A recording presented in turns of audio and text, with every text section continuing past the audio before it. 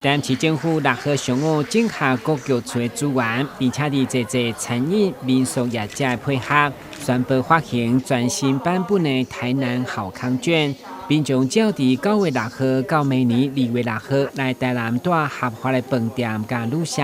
得当免费享受超过500种的优惠，展现台南人好客热情。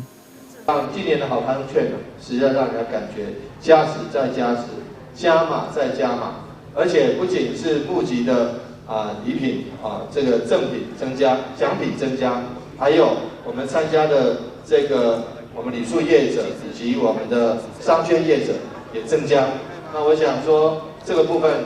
作为今年振兴券的加码，也作为台南购物节的加码，也跟好康券一起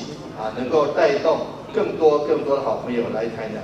记者会中，市府嘛强调，除了有点价优惠，嘛有好康四重奏，透过无同的族群，打造无同的旅游方式。订了下载电子免费坐车，伫限定的期限，就是免费当坐市公车，加上加买代替双层巴士甲租车，拢有优惠。